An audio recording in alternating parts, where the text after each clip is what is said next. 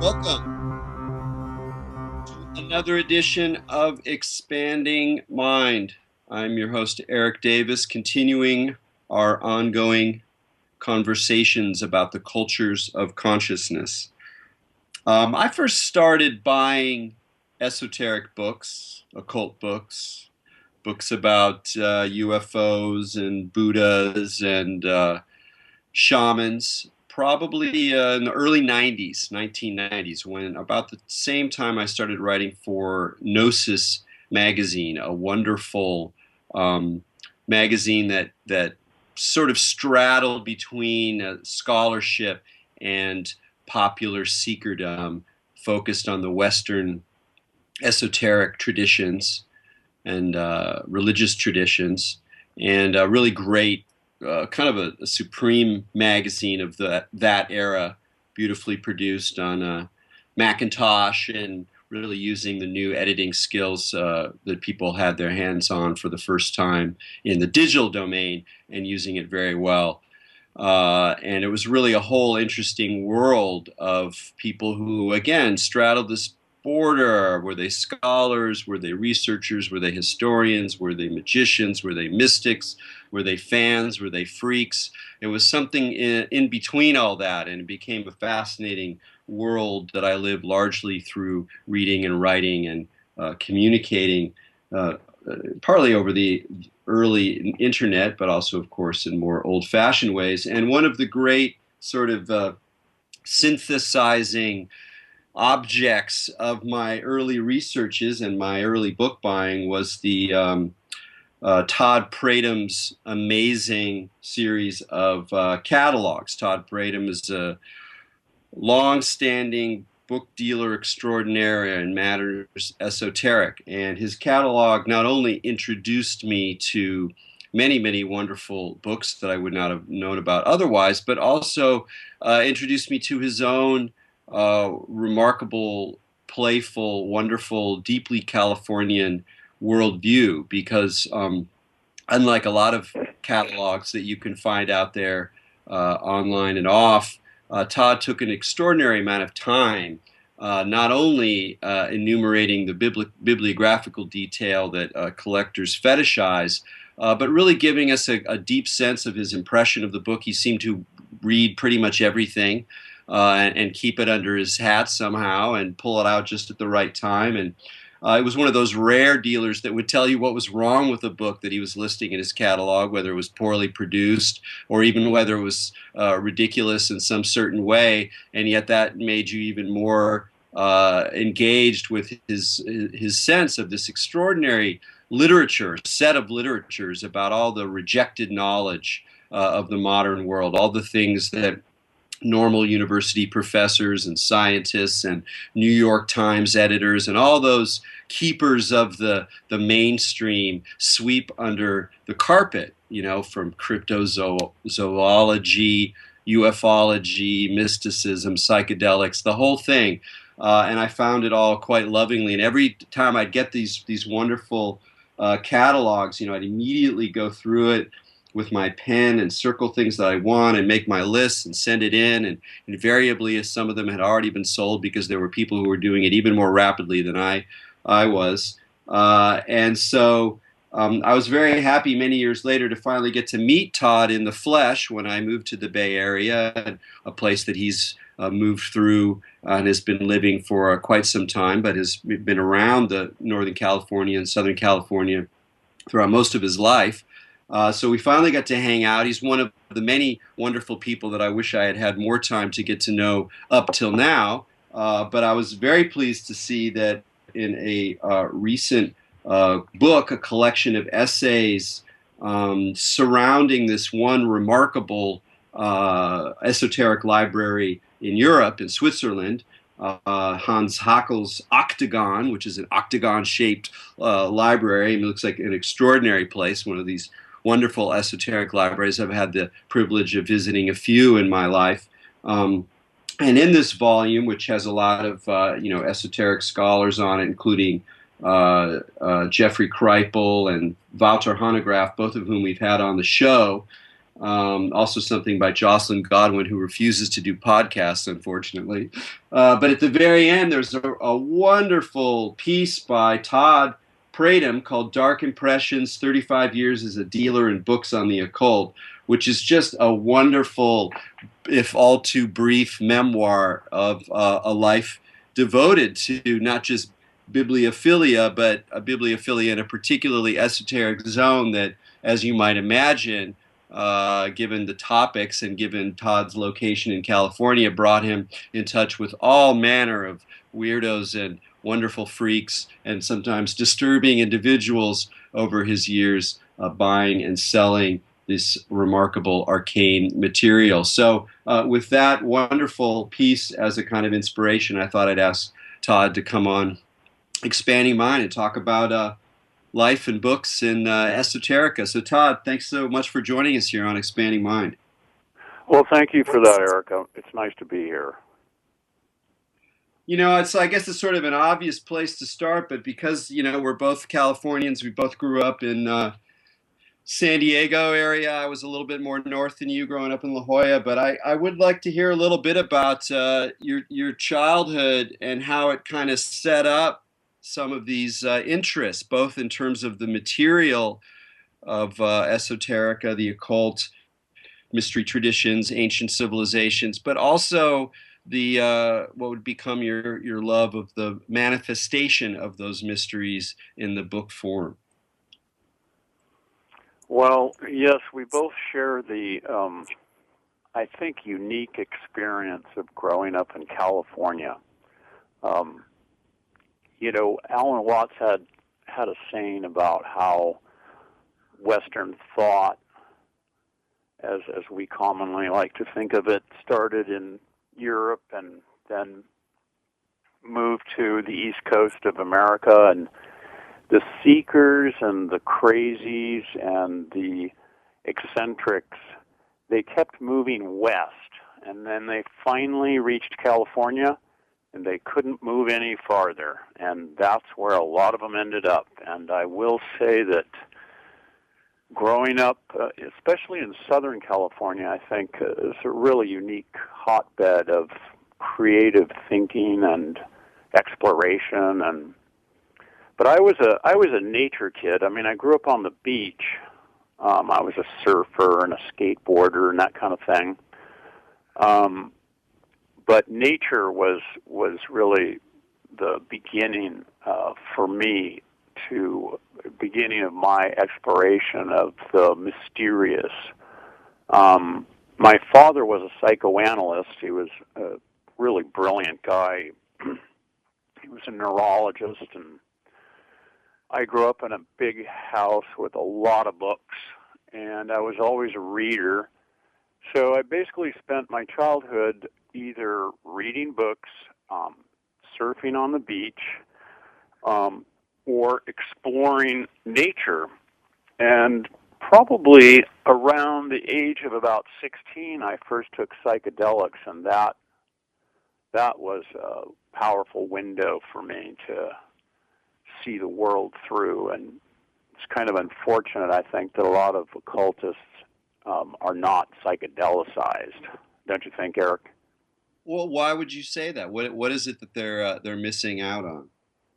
Well, I think what we know now, with a lot of new scholarship that's come out, that psychedelics played a prominent role in all the world's religions, and quite possibly psychedelics may be the origin of religious thinking, and yet, we've been deprived of that in the modern world.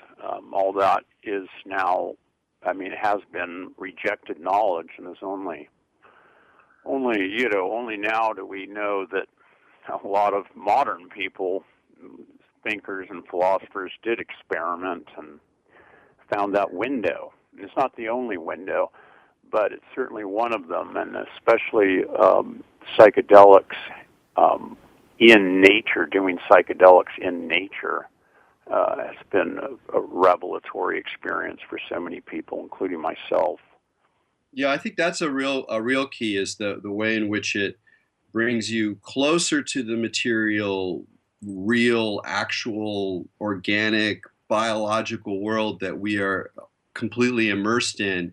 And yet, simultaneous with that intimacy, there's these overtones or patterns or layers or echoes that emerge from that intimacy that can go so far beyond like a conventional idea of what the natural world is. So it brings us almost closer to matter, and then reveals matter to be something very different than it might appear to an ordinary eye. And in a way, that's really resonates with a lot of the occult in its sort of broad uh, goals, as being something that reveals something about nature, something hidden about the mind and the relationship of mind and matter. And so, even if it's not in a psychedelic key, there's for me, I think, in a similar to you, growing up with this stuff fairly early on, there really wasn't that clear a distinction between these different worlds.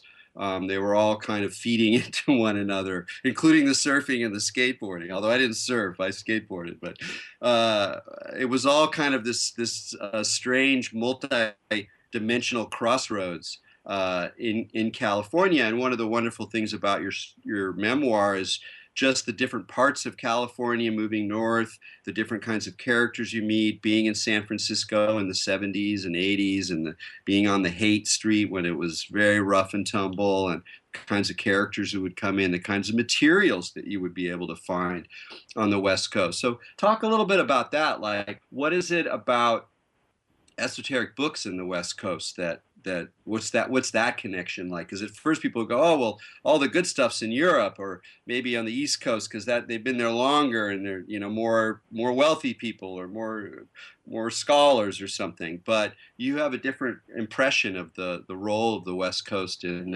the kind of esoteric book world. Well, that's exactly right. Yeah, people always think London, Paris, New York, that must be where all the books are, the great libraries, and certainly there are plenty of great libraries there. But I think what's interesting about books in California is that because all these seekers and dreamers and eccentrics migrated to California, they brought their books with them. And so here in California, there's no question that there are more occult books to be found than anywhere else. And it's really been a privilege that I've had to find these books and to meet people that have these libraries. And by the way, I want to just clarify about the term occult. I am going to use that in this conversation, but I think a lot of people are really confused about what the occult is, and a lot of people don't really realize that the word itself is really a modern word. It comes from an old Latin word, but it's now it's sort of this it's just a catch-all term that it doesn't really have a precise definition, but I like what you said, rejected knowledge. That's essentially what it is. So it can include, the obvious things like alchemy and magic and witchcraft. Certainly those have been very rejected, but it's also unexplained phenomena, UFOs, spiritualism, esoteric religions, and esoteric is also a really good word to use because it really, that's what we're talking about. We're talking about something that is difficult to understand, and it's difficult to understand just with the mind. We have to have something else operating in us to see these deeper strands of history and reality. But yeah, I will say I think with a few exceptions, all the really great occult libraries have been built here in California. And in San Francisco, where I moved to San Francisco when I was 18, that's when I learned that San Francisco is the greatest book market in the world, greater than any of those cities I just mentioned. So it's been a romp through a very rich playground of ideas here for me. Well, you also mentioned yeah, a lot of really great characters. You tell a lot of good stories in your memoir. But can you give us just an example of some of the characters that you encountered in the process of finding and selling and cataloging and reading through this immense literature? Oh my God, where do you begin? I We can was talk about thinking of one. Brian. I was thinking of one guy this morning. This LAPD detective that was peripherally involved with the McMartin case. Are you familiar with that, Erik? Well, yes, but why don't you let people know a little bit? Yeah. Well, I don't know too much about it. It was a school in Los Angeles where children started to reveal that they were being tortured, ritually killed. They did blood rituals, all under the instruction of the teachers, and that there were underground tunnels underneath the school. And they eventually actually raised the school and looked for these tunnels.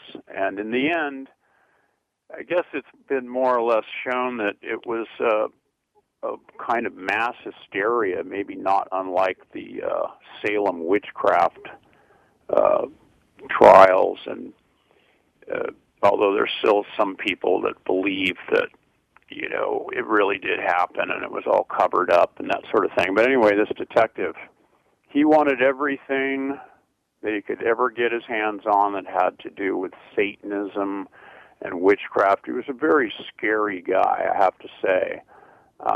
And towards the end of knowing him, I had my suspicions that he himself was some kind of Satanist. So you have a guy like that. Then you have a guy like Michael Aquino, who I knew for a little while. I met him at Field's Bookstore, which was the best occult bookstore on the West Coast, if not in America, for a long time. That was in San Francisco. And he was, I forget what rank he had in the Army, but he was at one time head of Army intelligence, which is a pretty scary organization. And he founded this, I don't know if you could call it a religion, I guess, the Temple of Set. And it's a long story there, but he was a guy that he insisted on combing his hair so that it looked like he had two horns coming out of his head. And this was when he was in the Army.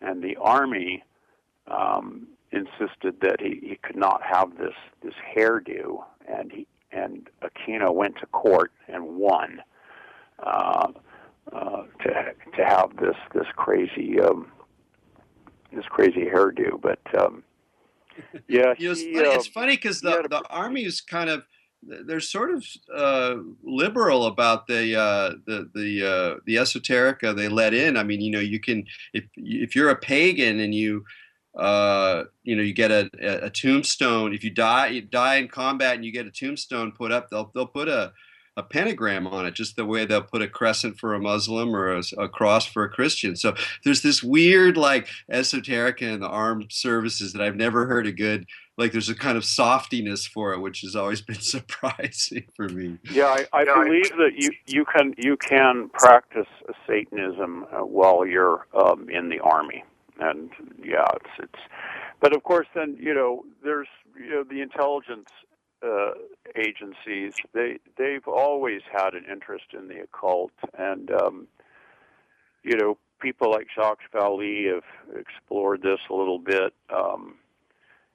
They, of course, in the 50s, there was this huge interest in the paranormal, especially remote viewing and these other so-called occult practices that the intelligence agencies were exploring. Of course, not for any other reason except to have another tool in their toolkit.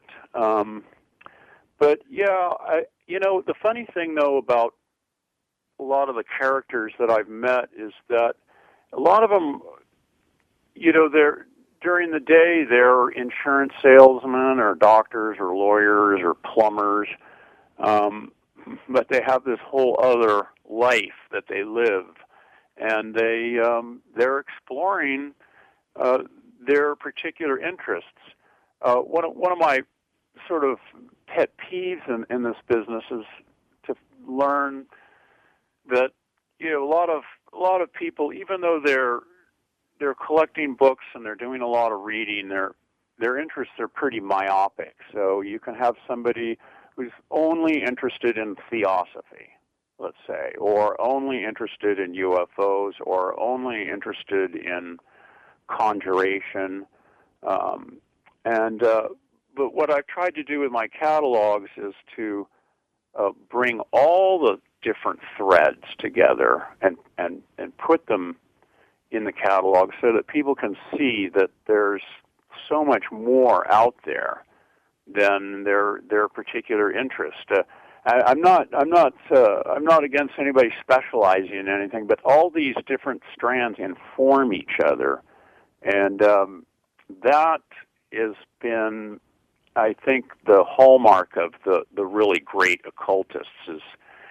You can go back in the past and talk about people like Paracelsus, who not only studied the occult, but he was also a medical doctor and a scientist and a botanist and an herbalist, and he was a rational thinker, and yet at the same time he cultivated this esoteric side of himself. And but yeah, and then I've also, by virtue of having a mail order book business, I got to know people all over the world. I've had customers in China and Iceland and South Africa, and all kinds of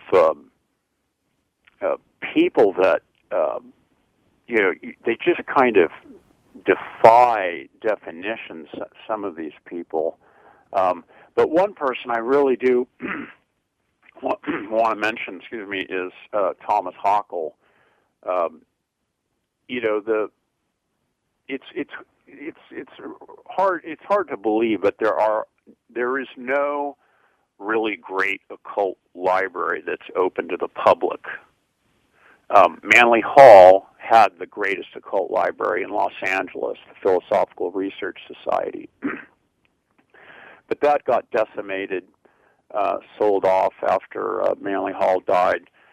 So really, the only great library, there is no real public library. So it's been left up to the private individuals to preserve this knowledge, and that's what Thomas Hockel has done. He's in Austria, and he's a guy who is self-made millionaire who early on decided he was going to build this great library, and he is one of those people that has tried to bridge all these different strands so that he doesn't just have books on the occult. He has books on sexology. He has books on religions. He has books on unexplained phenomena, Charles Fort, that kind of thing. And he's been a real inspiration. I hope people get a chance to look at these books that he's publishing now. He also publishes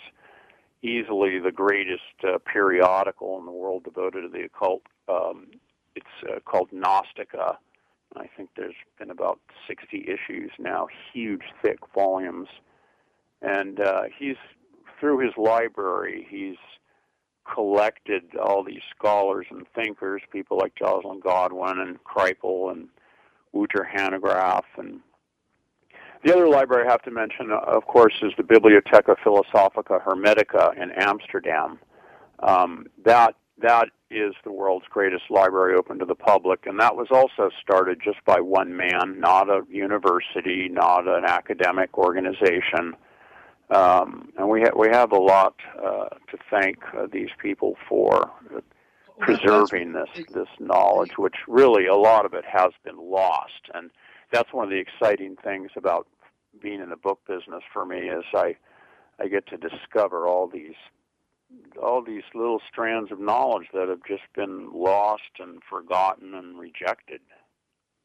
Yeah, I mean, that seems to be one of the special things that happens in this field, is that the role of books is different in some ways, or and periodicals as well, and book catalogs. It's different in some ways than other fields of knowledge because it's rejected knowledge. It means that more of it is lost, more of it is not cataloged or archived by official historical librarians and public libraries. And that means that it's more dependent on individual collectors.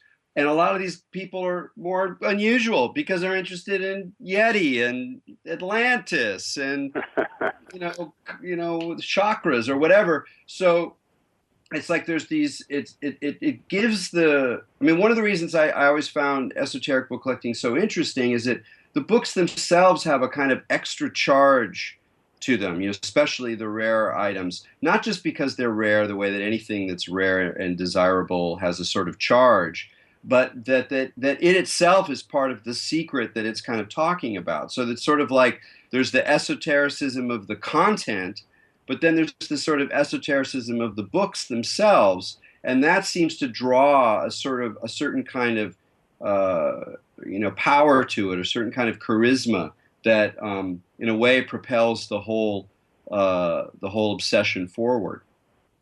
Well, right. Well, yeah, because books, since it is so difficult for somebody to explore these realms through academia, since we don't have universities that teach courses on alchemy or magic,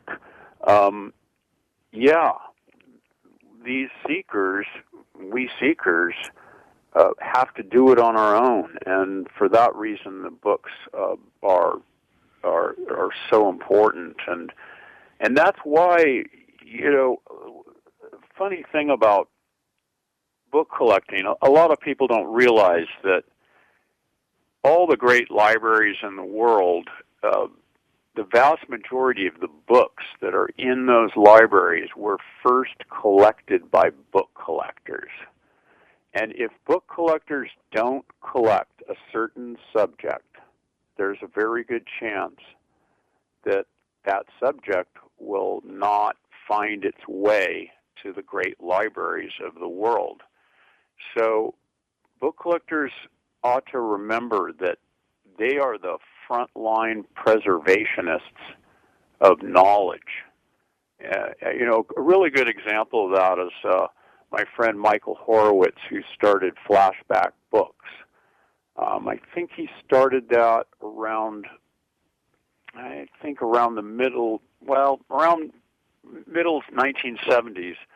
And he started to collect books on the hippie revolution and psychedelics, and he started doing this at a time when librarians thought this was junk and or fluff, and no university library was collecting anything like that. But Michael collected that stuff. He was Tim Leary's literary executor, and Michael was right in the middle of it all. He lived the life himself, and slowly but surely he issued these marvelous catalogs of books, and slowly but surely academia started to pay attention, and now it's a respected field of study in a few places.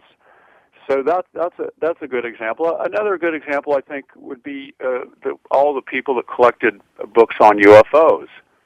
I mean, just think, what did people think of UFOs in the 70s? I mean, the academics had absolutely no interest in it, and now it's becoming a very serious field, and those books are in libraries now because of the few people that have collected them, and they build their library, and then they die, and it's donated to the library or sold or whatever.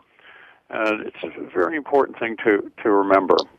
Yeah, actually, just a couple weeks ago, we had the science fiction writer Jack Womack on the show, and he was talking about his UFO collection, which is part of his larger weird book collection. And the UFO stuff was acquired recently by Georgetown, by their archive library. And then he put out a really handsome book that shows a lot of the materials and the covers and the ephemera and things like that. And he was a really good example of what you're talking about. And it's funny. I mean, I remember it because I never really felt like I was a collector. I was just buying books that I was interested in. I wasn't obsessing over any particular topic. There's a few things that I tried to kind of be somewhat consistent about, and then after a certain, I don't know what point it was, I kind of looked around and went, oh wait, this is a library of like my interests, because I have certain interests, and it has a kind of consistency that on a piecemeal basis it didn't have, and then I had to like kind of fess up to myself that it was like, no, I don't just buy books, I collect them.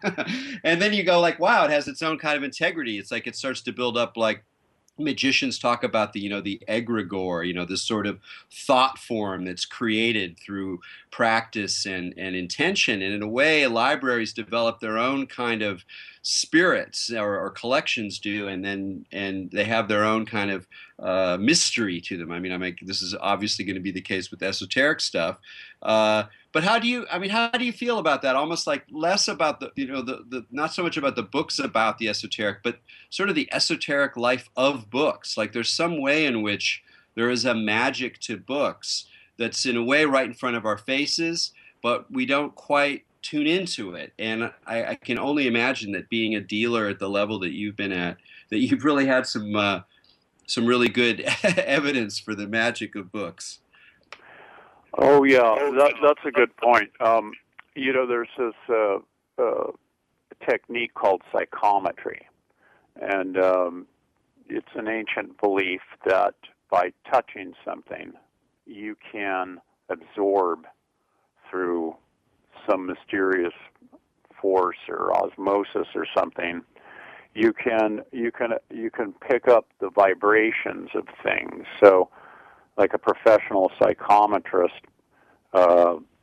you could give them your grandfather's watch, and they would hold it in their hand and and be able to relate things, impressions that they get about your grandfather. And it's a skill or an art or technique that maybe we all have, but some people have it to a much greater degree than others. And I won't say that I'm a psychometrist, but I have learned by handling hundreds of thousands of books that something does happen to me when I pick up a book. I get an immediate impression, a picture in my head. Ideas start to swirl in my head. And I think it's something that we don't pay attention to, most people. It's like a lot of psychic phenomena. It cracks me up that there's still people out there trying to prove that there's telepathy. When if you pay attention to your life, you realize that telepathy happens all the time. How many times have we thought about some friend who we haven't seen or thought about for years, and 5 minutes later the phone rings and it's that friend calling you? And but on a larger sense, some of the most amazing experiences for me have happened when I've gone to visit people in their libraries, and to go through, for example, many times I've gone through somebody's library who is dead, and it's being sold, and I'm going there to make an offer on it. And I start handling all these books, and wow, after a few hours, I've been absorbing all this information about this person that just comes from just handling their books. But of course, we could get very deep into that subject. I mean, there's this tradition that letters are living beings. Okay, and that idea is embedded in many occult schools of thought. So if letters are living beings, then obviously words are living beings. Then what do we say about a book? Could it possibly be full of thousands and thousands and thousands of living beings? And that's what we're touching. That's what we're holding, and that's what we're gazing upon. And I think that if we just would pay attention to these subtle impressions that we get, we can absorb so much more knowledge. And yeah, there have been so many times where I've handled a book and just read a few pages, and then later on had to describe the book just by reading a few pages and just handling it or having it around my house or having it just sitting on the sofa. I get all these impressions that turn out to be very accurate. Yeah, I mean, there's no other way you could have done the catalogs the way you've done. And I know that from my own research, experience, the ability to kind of weirdly absorb things, particularly when it's, especially when it's a physical book, in your hand. And then there's the whole issue of weird, research synchronicities, or the book falls on your head, or you're looking for something over here and it pops out over there. And that stuff must come in droves when you're doing collecting or looking for items. I mean, you've spent so much time combing through bookstores. There's this kind of, people talk about the serendipity of finding something, that's next to what you were looking for. Well, that's one level, but there's even more like really heavy serendipities that you're thinking about something, and then you find a book in the middle of nowhere, and and the raw misshelved on some other shelf. So there's a kind of synchronicity thing, that engine that seems to creep up around these things as well. I can't tell you how many times somebody has called me, say, and I'm looking for a book by Thomas Taylor, and it's called The Metaphysics of Aristotle, and I have the book in my hand when they call. It's hard to explain what that could be. I've been in my bookstores where people have walked in and said, yeah, I'm looking for this old children's book. You probably never heard of it. And that book is sitting right on my counter. And, the odds of that are impossible to calculate, millions and millions to one. But, yeah, and also, that's the thing about book collecting, too, is a lot of times people... By the way, I really like what you said about how you did the evolution that you had where you finally realized you're a book collector. I notice this all the time. People tell me, oh, I'm not a book collector. And then I go over to their house and they have thousands of books and they're all neatly arranged. But one of the things that happens when people are collecting books is a lot of times they'll go to a shop and they'll buy something and they don't really know why they're buying it. But something calls to them. They buy it. They take it home. They put it on the shelf. Might be years later, but they realize, oh, that's why I bought that book. That fits into something that I'm studying now that they weren't even aware of years ago. I'm sure that's happened to you, Erik. Oh, absolutely. I mean, I know it. I mean, that's, but the problem with that is then it's really hard to get rid of stuff because you never know. Well, I might need that someday. Yeah. Which becomes that's a whole other serious issue. Book collectors don't get rid of their books. Usually, they might pare it down a little bit, and maybe they have duplicates or that kind of thing. But but the problem nowadays is book collecting. It's really kind of dying, Eric.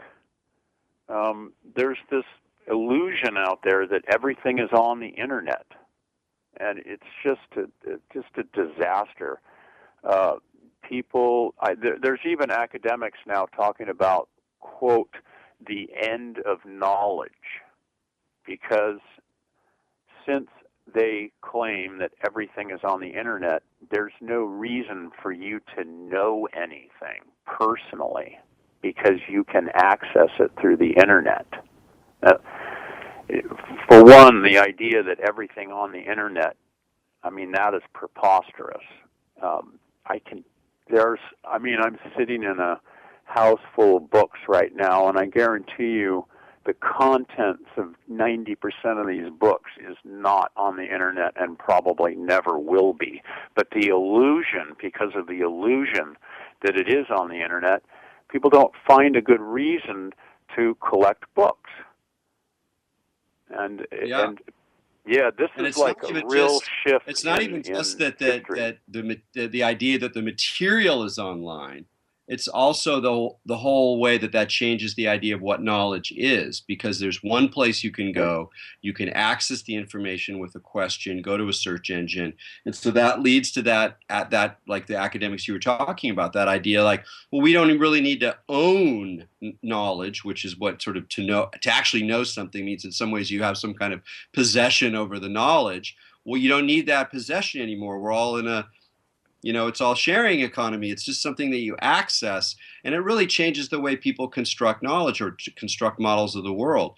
I think there are some interesting things about that. I think there are some interesting things about the way people are shifting what it means to know something in the modern era. But to do that to the exclusion of these older modes, particularly ones in the esoteric realm, because I think there's a particular power to the way in which books and esoteric books inform our interior lives and our sense of the world that I just don't think happens in the internet zone, and especially just the loss of bookstores and serendipity. And there's a thing in your essay where you talk about, and I never even really. I've noticed this phenomenon. As soon as you wrote it, I was like, oh yeah, I've seen that, where people go into a bookstore and they have like one book they're looking for, and they go and they just ask at the counter, where is it? And they go there and it's not there, and they leave. Like that. I mean, for me, it's like if I go into a bookstore, there's just no hope. I mean, if I can keep myself to 3 sections or something, then I'm like doing okay. I just go to religion, go to esoteric, go to the literature, go to history, and like, okay, I can get out now. But the idea that you wouldn't browse and that just seems natural to me. But of course, browsing is a skill like any other kind of nebulous skill, and it seems to me that is a particular skill that, for very obvious reasons, would be dwindling mighty fast these days. It is. I think there's another thing that we have to bring up too, is that it's a scientific fact that when you read on paper, what you're doing is you're taking in light that is reflected off of a surface. But when you read on a screen, you're taking light that's being beamed into your eyes. And there's been a lot of research on this just recently to show that when we read letters, the light that's being beamed into our eyes, it is processed in different parts of our brain than it is when it's light reflected off paper. And the fact is when it's beamed into your eyes, you don't remember it as well.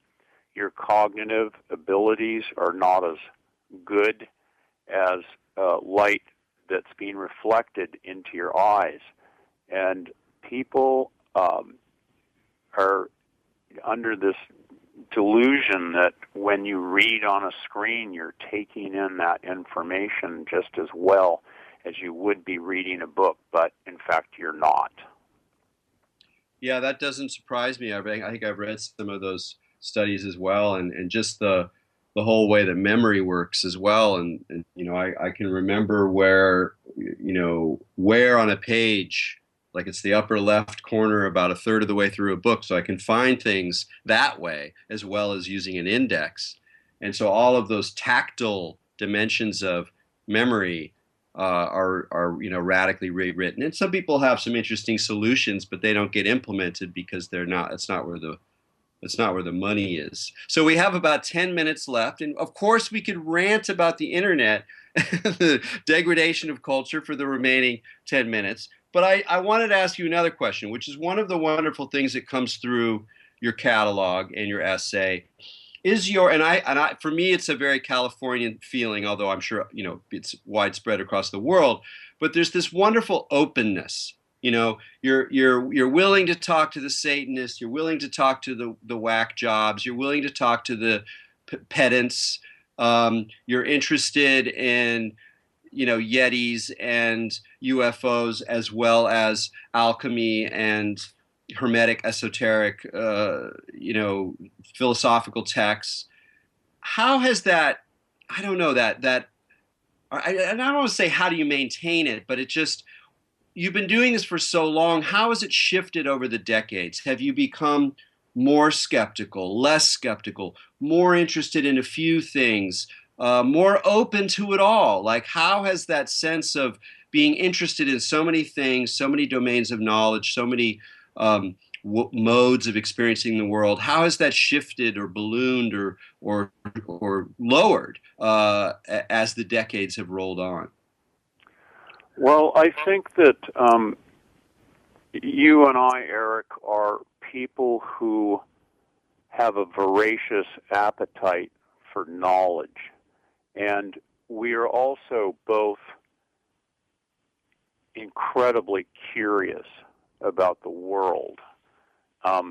My curiosity has been the engine that has propelled me through this book world, where I have always really been interested in everything. I mean, I don't just sell books on the occult, and I don't just read or collect books on the occult.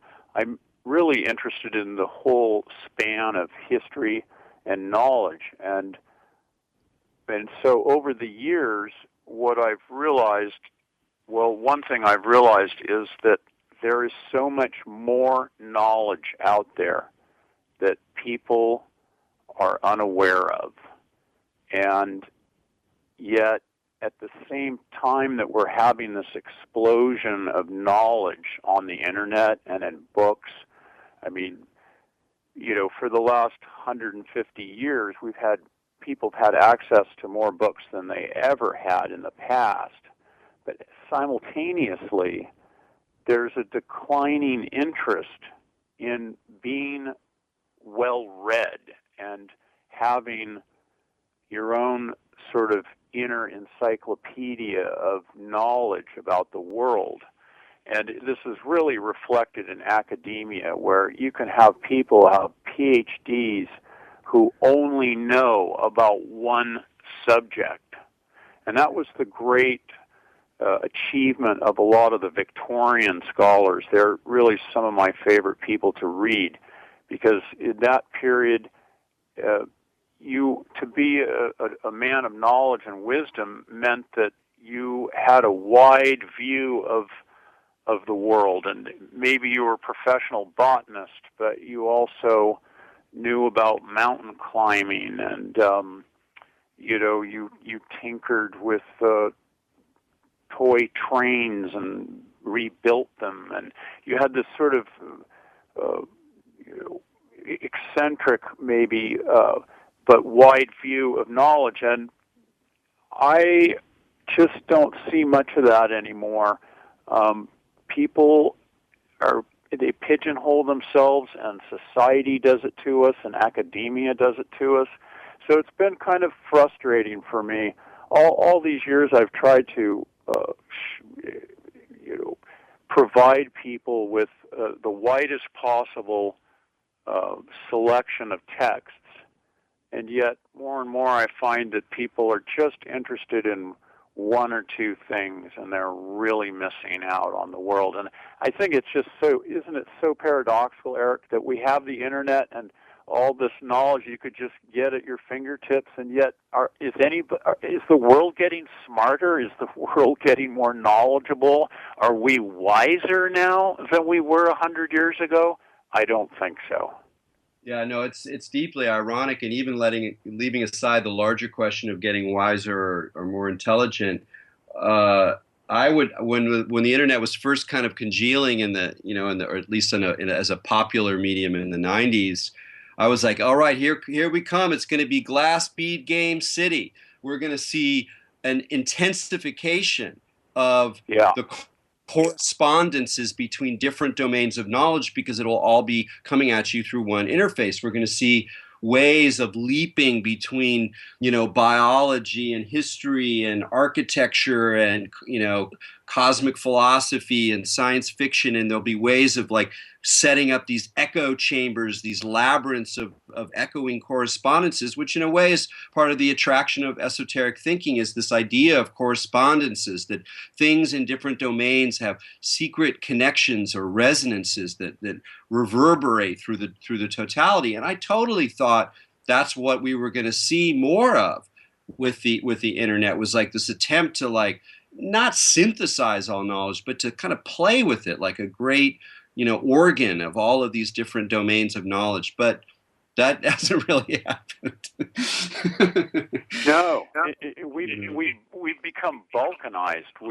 People are now just hunkered down with their own little realities. I think it's proof that the internet is not making us wiser. It's doing just the opposite. We're just being remotely programmed, and I think we need a revolution in thinking, and a greater respect for all kinds of knowledge, and quit being so judgmental and be more open-minded about other cultures and other historical periods and ways of seeing the world. And that's one of the things I love about your books, Erik, and these podcasts. You're really bringing attention to areas of knowledge that are just being forgotten. Whereas, just like you say, with the internet, you'd think there'd be more of it, but there isn't. But we struggle on anyway and do the best we can.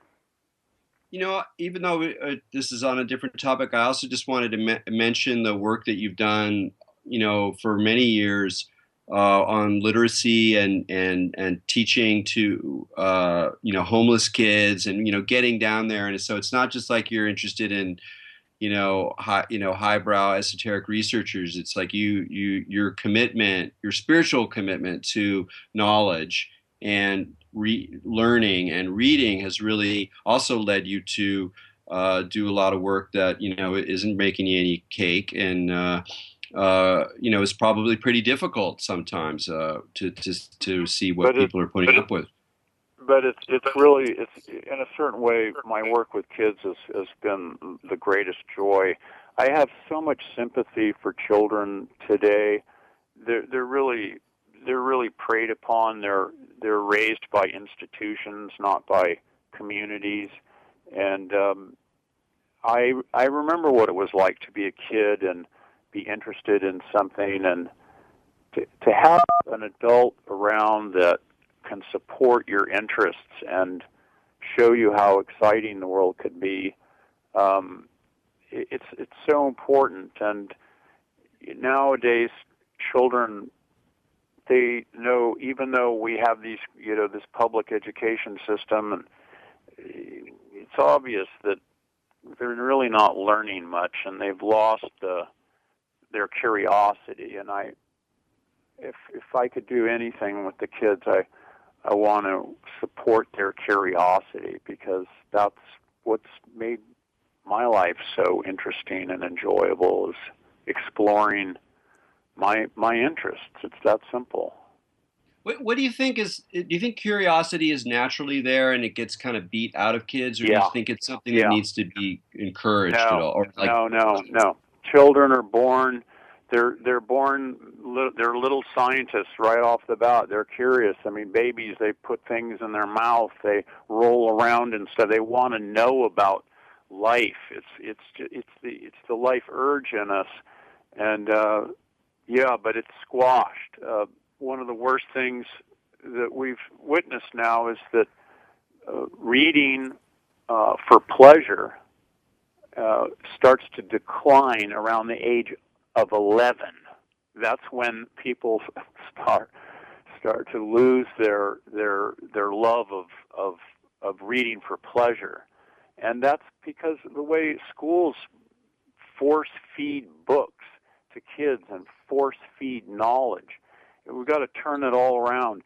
George Bernard Shaw has a great quote, something like, what we want to see in education, or what we want to see is children running after education, not education running after children. You know, it's already there in us. Let's just support it, and we don't have to force anything on them, but instead, that's what we're doing. It's just a mass force feeding and really turns kids off, and we've all witnessed that. I think there's also technology in that. If that's, I hadn't heard that statistic about 10, but it kind of makes sense. Also, 10, 11, 12 is when you're hitting puberty, and now the way in which social media plugs into the kind of social gamesmanship that's associated with puberty and like understanding your status and your role in relationship to others. And social media is so powerfully running off of that kind of psychology that I can imagine it's just like a freight train coming your way, as you shift into a different way of relating to the world. That technology is just going to so change the way in which you interact with writing, with language, and best of luck, kids. It's a tough one, especially when your whole consciousness and worldview has been shaped by books, that we're Gutenberg people in a post-Gutenberg world in many ways. But anyway, Todd, we have to wrap it up there, and I wanted to give a shout out. You have a website. What's your website's address? Well, it's my name, Pratum, Pratum.com, and I'm just about to release Catalog 100, which is kind of a historic catalog. It's going to be completely unique. It's going to be unlike any of my previous catalogs. It's going to be a surprise. Well, we're going to have to end it there, but go to the website, sign up. So, Todd, thank you very much, and for all of you out there, keep in mind.